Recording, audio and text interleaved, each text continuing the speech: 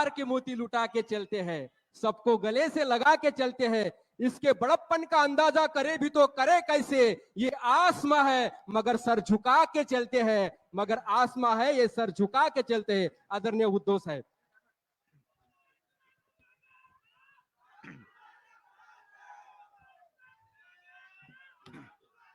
जमलेल्या माझ्या तमाम महाराष्ट्र प्रेमी बांधवांनो, भगिनींनो आणि मातांनो, मी मगाशी याच रस्त्याने गेलो आणि याच रस्त्याने परत आलो.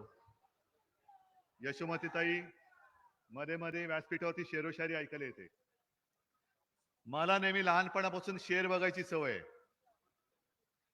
शायरी थोडी माझ्यापासून लांब राहिली, पण एक गोष्ट मला अनुभवातून कळले आणि ती म्हणजे सुख में जो साथ देते हैं वो रिश्ते होते हैं, लेकिन दुख में जो साथ देते हैं वो फरिश्ते होते हैं. तर तुम्ही सगळे फरिश्ते आहात. राजकारण कोणत्या दिशेला चाललंय तुम्हाला माहिती आहे, पण विशेष म्हणजे मी आज यशोमती ताईसाठी मुद्दामून आलोय. याचं कारण असं की ताई 19च्या आधी आपण एकमेकाच्या विरोधात होतो आणि यशोमती ताई बद्दल बरंच ऐकलं होतं. ती आक्रमक आहे, अमुक आहे, तमुक आहे. अनपेक्षितपणाने मुख्यमंत्री पद घ्यावं लागलं आणि ताई माझ्या सहकारी. म्हटलं बापरे. आणि तुम्ही म्हणालात ते बरोबर आहे की काळ असा विचित्र होता की अनेकदा कॅबिनेट मीटिंग सुद्धा व्हिडिओ कॉन्फरन्सने घ्यायला लागायचं. आणि त्याच्यात ताईचं वैशिष्ट्य असं की बाकी अनेकांचे आवाज यायचेच नाही ऐकू, पण ताईचा आवाज बरोबर ऐकायला यायचा. आणि मी खरंच सांगतो, मी मुद्दा म्हणून आलो ताईसाठी, कारण खूप तळमळीने मंत्रिमंडळात काम करणारी ही माझी लाडकी ताई आहे. अमरावती म्हटलं, विदर्भ म्हटलं, ऐकायचीच नाही. जे खातं दिलं होतं महिला बाल कल्याण, अशा अनेक योजना आणत होत्या आणि करून घ्यायच्या. बरं, एक तर त्यांचं वैशिष्ट्य म्हणजे पुढे पण तुम्ही कंटिन्यू ठेवणार असेल तर मी सांगतो, ही यशोमती ताई कोणाचं ऐकत नाही, फक्त माझं ऐकते. ना म्हणून आधी वचन घेतलं तुमच्याकडे, तुमच्या समोर, किंवा याच्या पुढे सुद्धा बाकी सगळ्या पद येतात आणि पद जातात. हो, त्याच्यात काय, सत्ता येते, सत्ता जाते, सत्ता परत येणार आहे. पुढे जाते सत्ता, कोण जाऊ देते सत्तेला. त्याच्यामुळे हे सगळं चालू राहतं. पण जे आपण म्हटलं ना, नातं, हे नातं फार महत्वाचं आहे. आज तुम्ही इकडे सगळेजण आलेला आहात, हा काही कुठे कोणत्या योजनांचा कार्यक्रम नाहीये. ना साडी वाटप आहे, ना आणखीन काय वाटप आहे. कुठेही बिर्याणी वगैरे अशी काय जेवणाची सोय केलेली नाही. आणि एक सुद्धा माणूस भाडकाऊ आहे असं मला वाटत नाही. आहे कोणी? सगळे सच्चे, हृदयापासून प्रेम करणारे आणि ज्यांना खरंच महाराष्ट्राबद्दल काहीतरी वाटतंय, ते सगळेजण एकत्र आलेले आहेत. यायला मला उशीर झाला, कारण सकाळी जरा पत्रकार परिषद घ्यावी लागली. त्याच्यानंतर दर्यापूरला गेलो आणि दर्यापूरला सुद्धा जे केलं तेच मी आता करतोय. बळवंतराव, यशोमतीताई, तमाम सगळे काँग्रेस राष्ट्रवादीचे कार्यकर्त्यांना मी धन्यवाद देतोय. गवई साहेब तुम्ही पण आहातच ना, उठू नका. कसं पक्षाचं नातं असायला पाहिजे. मी मगाशी सांगितलं की जेव्हा लोकसभेच्या जागांची वाटाघाटीची चर्चा सुरू होती, तेव्हा काँग्रेसकडनं आमच्याकडे मागणी आली, अमरावती आम्हाला पाहिजे. आता अमरावती कशी द्यायची? अनेक जण म्हणाले की तुम्हाला उद्धव साहेबांशी बोलायला पाहिजे. आम्ही गेल्या वेळेला दुर्दैवाने हारलो होतो, पण अन्यथा अमरावती आम्ही सतत जिंकत आलेलो मतदारसंघ आहे. आमच्या गोडे साहेबांचं काम आहे, अनेकांचं, सुधीरचं काम आहे, बरेच आमचे कट्टर कार्यकर्ते त्यांचं काम आहे ना, तुम्हाला उद्धव साहेबांशी बोलायला पाहिजे. ठीक आहे. माझ्याकडे जेव्हा आलं, यशोमतीताई बोलल्या, काँग्रेसशी बोलले, मी एकच प्रश्न विचारला, जिंकाल का? आणि त्यांनी सांगितलं जिंकून दाखवतो. म्हटलं दिली अमरावती तुम्हाला. आणि त्याच्याप्रमाणे एक साधा माणूस, म्हणजे साधा असलं तरी बळवंतराव आहे ना, आणि त्याचं बळ माझ्या समोर बसलेलं आहे. हा माणूस आपण दिल्लीला पाठवला, ही तुमची ताकद आहे. काय पैसा होतणार, किती पैसा होतणार? अरे पैशाने रस्त्यावरचा माल विकला घेऊ शकतो, पण ही माणसं नाही विकली जात. माणसं नाही विकली जाऊ शकत तुम्ही. आणि आता मग मी ज्या वेळेला विधानसभेच्या वाटाघाटीच्या वेळेला सांगितलं की मला दर्यापूर पाहिजे, आणि ताई आणि बळवंतरावांनी सांगितलं की दर्यापूर नुसती नाही, तुम्हाला जिंकून देतो. त्याच्यामुळे हा जो काही एक आता आपला एकोपा झालेला आहे, हाच त्यांच्या डोळ्यामध्ये खुपतोय. बळवंतराव, तुम्ही चिडून बोललात काल, कोणतरी काहीतरी आपल्या ताईला बोललं, दुर्लक्ष करा, दुर्लक्ष करा. असे अनेक जण बोलत असतात. जर आपण गेलो तर अनेक जण असे बोलत असतात, फिरत असतात. बोलू द्या, लक्ष देऊ नका, कारण ही भूमी पवित्र भूमी आहे. अगदी यशोमतीताई, तुम्ही सांगितलं ना, आपल्या रुक्मिणी मातेचं माहेर, गाडगे बाबांची, तुकडोजी महाराजांची, आणि माझं सुद्धा आजोळ हे अमरावतीचं. शिवसेना प्रमुखांची आई म्हणजे माझी आजी ही परतवाड्याची. त्याच्यामुळे ही जी भूमी आहे, ह्या मातीवरती संस्कार आहेत, इथे मातेचे संस्कार आहेत. ज्यांना संस्कार झालेले नाहीत ते काय बोलतील, त्यांच्यामुळे त्यांच्यासाठी आपण आपले संस्कार सोडू नका. त्यांना बोलायचे ते बोलू द्या, तुम्ही दुर्लक्ष करा. जनता जनार्दन बघून येईल त्यांना काय करायचं ते. आणि ते पाहिलं म्हणूनच गेल्या वेळेला तुम्हाला त्यांनी जिंकून दिलेलं आहे. त्याच्यामुळे तुम्ही आता त्यांच्या नादीच लागू नका. त्यांना दुसरं काय येते. चांगल्या गोष्टी बोला म्हटलं तर, जसं शिवसेना प्रमुख नेहमी सांगायचे की साधी अक्षर असतात, अक्षरांचे शब्द होतात, शब्दांच्या ओव्या पण होतात, आणि शब्दांच्या शिव्या पण होतात.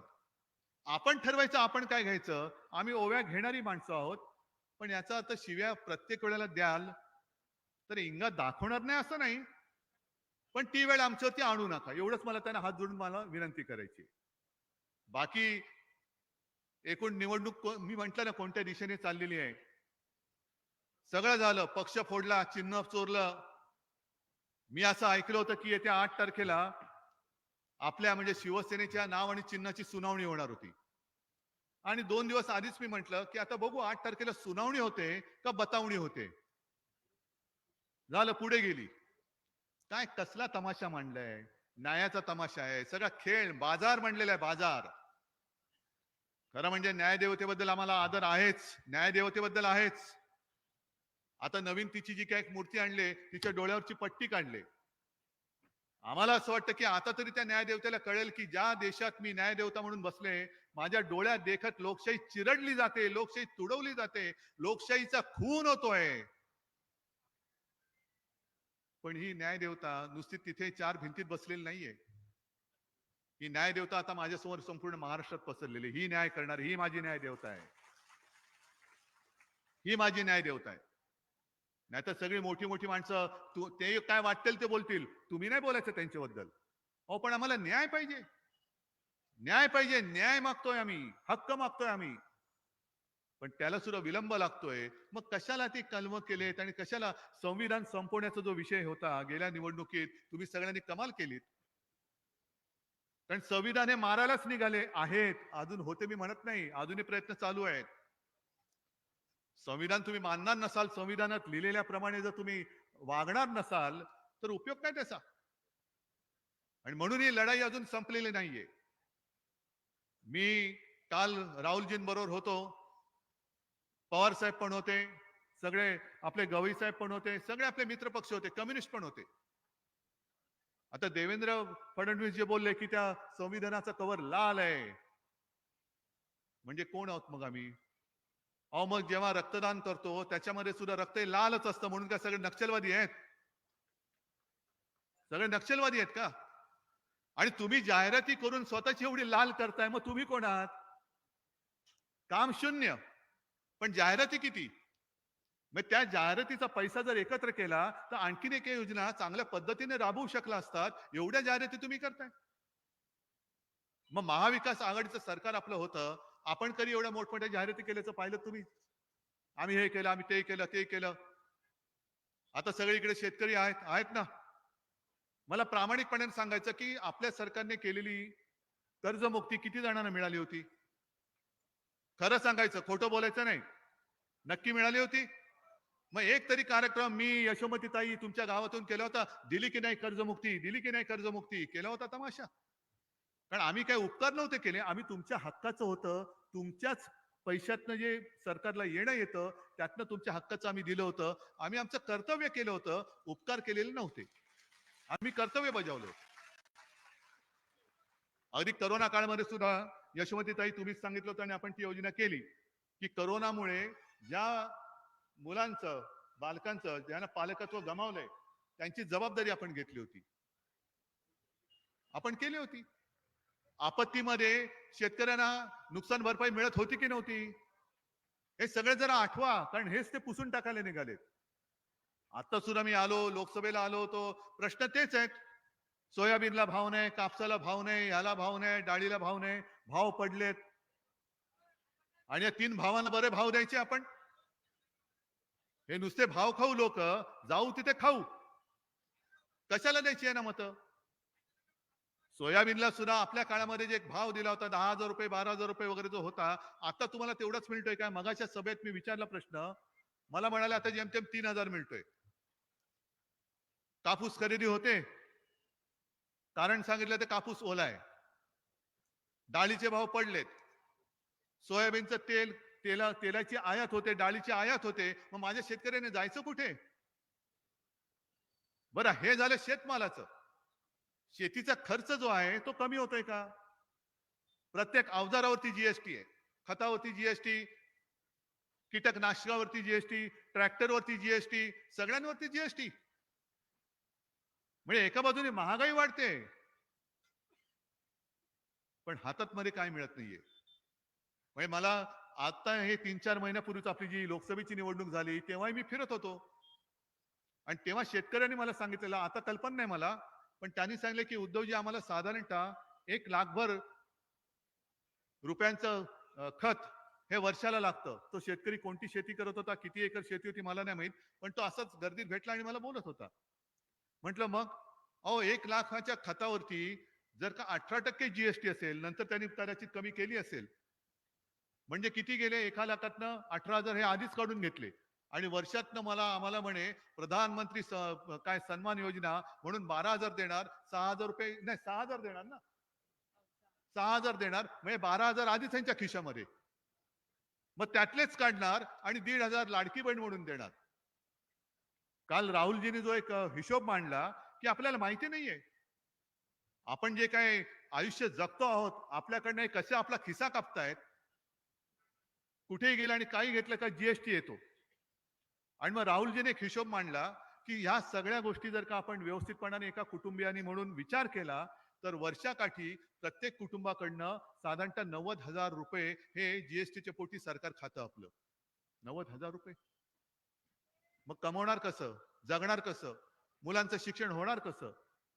आणि म्हणून आपण जे काही ठरवलेलं आहे, एक तर मुलींना शिक्षण मोफत दिले जाते, चांगली गोष्ट आहे. आपलं सरकार आल्यानंतर मी तर ठरवलेलं आहे की जसं माझ्या महाराष्ट्रातल्या मुलींना मोफत शिक्षण दिलं जातं, तसंच माझ्या महाराष्ट्रातल्या मुलांना सुद्धा मी मोफत शिक्षण देणार, नक्की देणार. का तुम्ही भेदभाव करताय? ती जी घोषणा आहे ना, मुलगी शिकली प्रगती झाली, अहो मग मुलगा शिकला तर विकास नाही का होणार? आता मुलगा आणि मुलगी भेदभाव करायचा कशाला?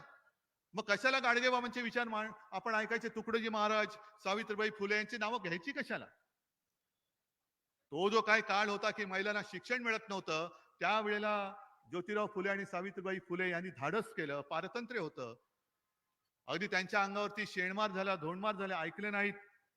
आणि त्यांनी जर का तेव्हा ती क्रांती केली नसती तर माझ्या देशातल्या महिला या कोणत्या अवस्थेत आज असत्या, हा विचार सुद्धा आपल्याला करता येणं शक्य नाही.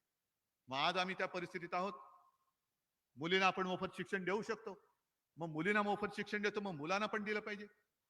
कारण शिकल्यानंतर, मोठा झाल्यानंतर आपला मुलगा किंवा मुलगी स्वतःच्या कष्टाने 1 रुपया जेव्हा कमवून आणतो ना, तेव्हा त्या आई बापाला आपल्या जन्माचं सार्थक झाल्याचं सुख असतं. की बस म्हणे माझा मुलगा आता स्वतःच्या पायावर उभा राहिला, माझी मुलगी स्वतःच्या पायावर उभी राहिली. का आयुष्यभर तुमचे पैसे घेत राहायचे? नुसत्या निवडणुका आल्यानंतर तुम्ही योजना देता, पण आमच्या रोजगाराचं काय? रोजगार कुठे? कुठे गेले रोजगार? उद्योग कुठे गेले? अरे तुम्ही बोलतच नाही. जोरात जिकडे उद्योग गेले तिथपर्यंत आवाज गेला पाहिजे. कुठे गेले उद्योग? मग रोजगारासाठी जाते गुजरातला काय? रोज इथून तिकडे रोजगारासाठी जाणार का रोजगार तिथले इथे आणणार? आणि म्हणूनच माझा स्पष्ट आरोप आहे की यांना महाराष्ट्र लुटायचा होता म्हणून आपलं महाविकास आघाडीचं सरकार यांनी गद्दारी करून पाडलं. हा माझा आरोप आहे. खोडून टाका, खोडून दाखवा मला. याचं कारण मी तिकडे बसलो होतो मुख्यमंत्री म्हणून. यशोमतीताई सारखी एक चांगली वाघीण आणि बाकीचे माझे सहकारी माझ्या सोबत होते. गद्दार होऊन पळाले गुजरातला, ते सोडून द्या. पण मी मुख्यमंत्री असताना कोणी असेल माझ्या महाराष्ट्राकडे वाकड्या नजरेने पाहायची त्याची हिंमत नव्हती. उद्योग पळवणे तर दूरच राहू द्या, पण नुसतं वाकड्या नजरेने बघायची हिंमत नव्हती. आज तुम्ही गद्दारी करून सरकार पाडलं. सगळं काही गुजरातला घेऊन जात आहे. बरं, गुजरातच्या हक्काचं असेल गुजरातला जरूर द्या. आमचा काय आकस नाही गुजरात बद्दल, पण सगळं काही गुजरातला. म्हणजे काल मी धारावीचा मुद्दा मांडला. धारावी तुम्हाला कल्पना नाही मुंबईमध्ये कुठे आहे, तो विषय वेगळाच आहे. पण किती कपट कारस्थानी ही लोक आहेत. पहिल्यांदा जेव्हा मोदी पंतप्रधान झाले तेव्हा काय जाहीर केलं त्यांनी? Mumbai Ahmedabad bullet train. कोणाला गरज आहे, कोणाला गरज होती, कोणाला गरज लागणार आहे, काही माहिती नाहीये. पण हा योगायोग समजायचा का की धारावीची जमीन आणि त्या माध्यमातून मुंबईची 1000 एकर जमीन अधिक ही अदानीच्या घशात टाकली, आणि बरोबर जिकडे धारावी आहे त्याच्या बाजूला बुलेट ट्रेनचं स्टेशन की जिकडे बसला की गेला अहमदाबादला. मग कोणासाठी चाललंय सगळं? मी तर तुम्हाला आवाहन करायला आलेलो आहे. राज्य तर आपलं येणारच, तुम्ही आणणारच, त्याच्याबद्दल मला काही चिंताच नाहीये, शंकाच नाहीये. पण मी ग्रामीण भागात फिरताना तुम्हाला मी आवाहन म्हणजे विनंती करायला आलेलो आहे की नुसतं तुमच्या गावापुरतं मर्यादित राहू नका. आपलं सरकार आणा आणि मुंबईमध्ये तुमच्या हक्काच्या राजधानीमध्ये मानाने राहिला या, सन्मानाने राहिला या. कारण आपलं सरकार आल्यानंतर जी जमीन अदानीच्या घशामध्ये आणि फुकटात घातलेली आहे, मिठा घातली, टोल नाके घातले, ती सगळी आपण काढून घेणार आणि तिकडे माझ्या महाराष्ट्रातल्या भूमिपुत्राला परवडणाऱ्या किमतीमध्ये मी घरं ही तुमच्यासाठी बांधून देणार आहे. नाही तर शिक्षणाची सोय झाली, तुम्ही म्हणाल अहो आम्ही फुकट शिकलो, पण शिक्षण पण फुकट गेलं. तसं नाही. शिकल्यानंतर मग करायचं काय? या मुंबईत, या तुमच्या हक्काच्या राजधानीमध्ये या. आता हे सगळे जे आहेत ना, देवा भाऊ, हा भाऊ, दाढी भाऊ, जॅकेट भाऊ, काय उपयोगाचे नाहीत तुमच्या, काही उपयोगाचे नाहीयेत. या विदर्भातून भाजपला भरभरून तुम्ही सगळ्यांनी त्यावेळेला दिलं होतं म्हणून मोदीजी प्रधानमंत्री होऊ शकले होते आणि देवेंद्र मुख्यमंत्री होऊ शकले होते. मग काय दिलं तुम्हाला विदर्भाला? ना शेतकऱ्याला त्याच्या हमी भाव देत, ना शेतकऱ्याला कर्जमुक्त केलं, ना शिक्षणाची सोय, ना रस्त्यांची सोय, पिण्याच्या पाण्याची सोय, घरांची सोय, काही नाहीये. शेतकऱ्यांचं उत्पन्न दुप्पट झालं. एका तरी शेतकऱ्याचं उत्पन्न दुप्पट झालं असेल तर सांगा, मी काही हरायला तयार आहे. आजचे दिन आले,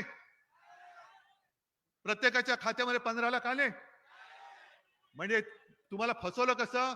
15 लाख देतो सांगून 1500 देत आहेत. 15 लाख देतो बोलले, आता फक्त 1500 देत आहे. यांना काय वाटलं माझ्या महाराष्ट्रातली जनता म्हणजे काय किडे मकोडे आहेत की काही करा? अरे एकदा फसलो, दोनदा फसलो, तिसऱ्यांदा महाराष्ट्र नव्हता फसला. महाराष्ट्राने तुमच्या फुग्यातली हवा काढली होती. दुर्दैव असं देशाचं की इतरत्र जे काही त्यांना मिळालं त्याच्यामुळे तुम्ही कसे तरी रखडत रडत खडत हे तिकडे जाऊन बसलात. काल परवाकडे ते योगी आदित्यनाथ येऊन गेले, मला आता यशोमतीताईंनी सांगितलं.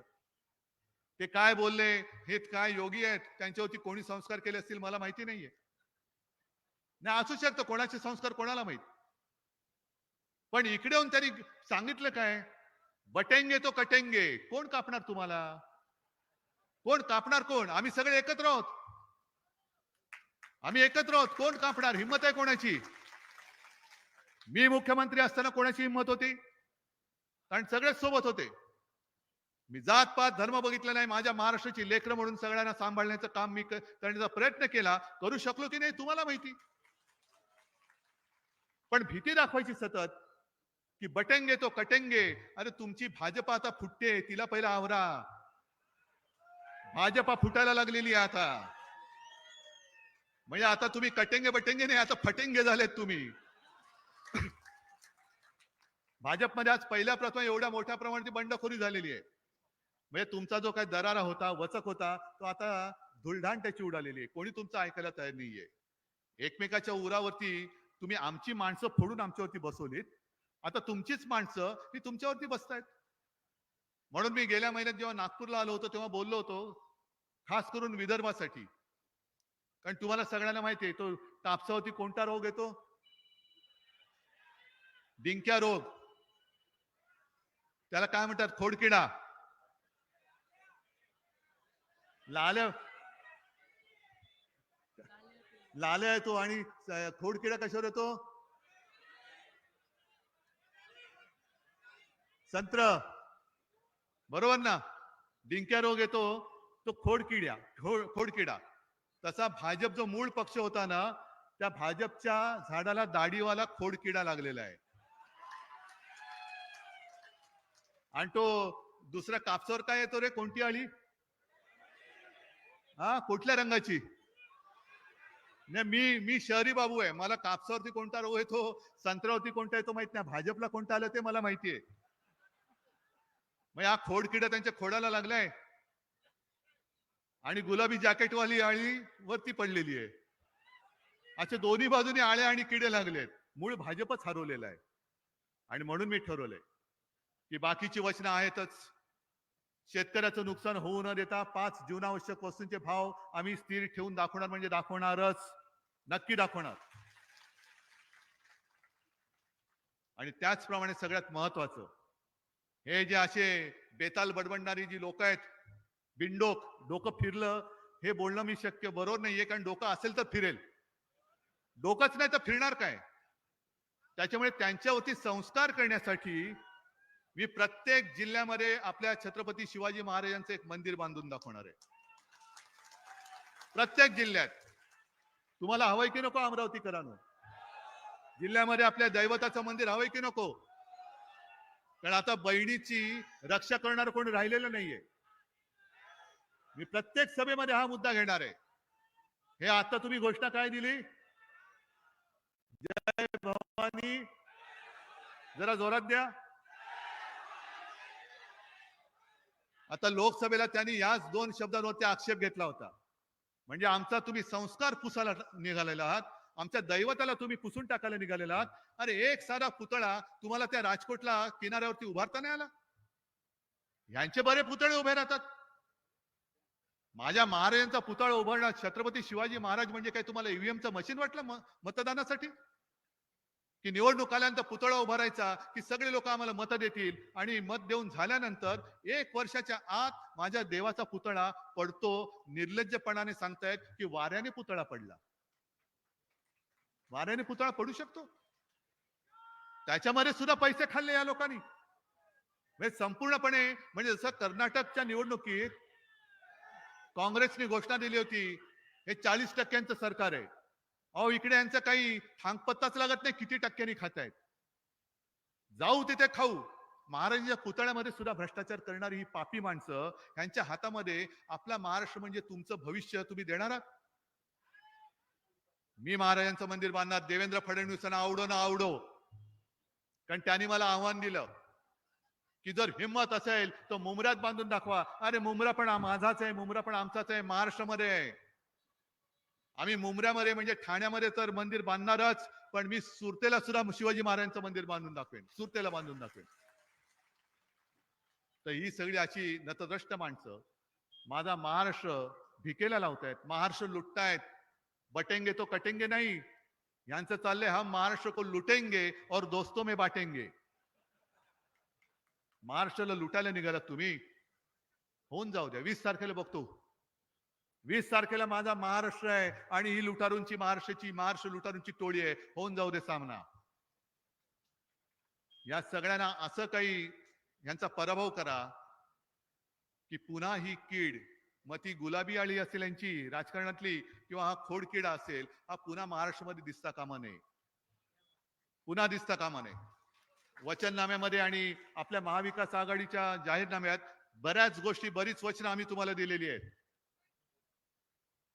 आणि मी हे जबाबदारीने का बोलतोय की आपल्या सरकारने करून दाखवलेलं आहे. कर्जमुक्ती करून दाखवले, शिवभोजन थाळी देऊन दाखवलेली आहे, संकट काळामध्ये मदत दिलेली आहे, अनेक गोष्टी या करून दाखवलेल्या आहेत. तशाच या सुद्धा गोष्टी आम्ही करून दाखवल्याशिवाय राहणार नाही. पण या हव्यात की नको तुम्ही ठरवायचे. या एवढ्या सगळ्या गोष्टी आम्ही द्यायचं आम्ही तुम्हाला वचन देतोय, पण तुमच्याकडनं मला एकच वचन पाहिजे, कारण त्याच्याशिवाय ही या गोष्टीच आम्ही पुरं करू शकणार नाही. तुम्ही सगळ्यांनी सांगितलं पाहिजे की आमचं सगळ्यांचं मत हे महाविकास आघाडीला आहे. यशोमती ताई गेल्या वेळेला तुम्ही निवडून आला होता, त्याच्या किमान दुप्पट संख्येने मताधिक्याने यावेळेला तुम्ही निवडून आलं पाहिजे, किमान दुप्पट. आणि मग या अमरावतीमध्ये बिन संस्काराची माणसं जी फिरतायत, यांना अमरावतीमध्ये संस्कारी माणसांच्या समोर फिरताना तोंड लपवण्याची वेळ आली पाहिजे. आणि तरच आपण या सगळ्या साधू संतांची नावं घ्यायला लायक आहोत असंच मी म्हणेन. आणि मला खात्री आहे, ज्या वेळेला एवढी सगळी लोक कोणत्याही यांना आमिष न दाखवता उशीर झाला तरी बसतायत, याचा अर्थ यशोमतीताई हे सगळे ठरवून आलेले आहेत, हे सगळे ठरवून आलेत. आणि तुम्ही काळजी करू नका, गाफील राहायचं नाही, गाफील राहू नका, पण काळजी घ्या. आणि यशोमती ताई जोपर्यंत विजयाचं सर्टिफिकेट हातात येत नाही तोपर्यंत कोणी आराम करायचा नाही. मग ठरलं आपलं, जिंकून देणार माझ्या ताईला. चला, धन्यवाद सगळ्यांना. जय हिंद, जय महाराष्ट्र. आदरणीय साहेब, खूप खूप धन्यवाद. या ठिकाणी आपण आलात, आपले खूप खूप आभार. आदरणीय यशोमती ताईंच्या गाण्याचं लोकार्पण उद्धव साहेबांच्या हस्ते व्हावं, या ठिकाणी कार्यकर्त्यांच्या भावना. खूप खूप आभार सर.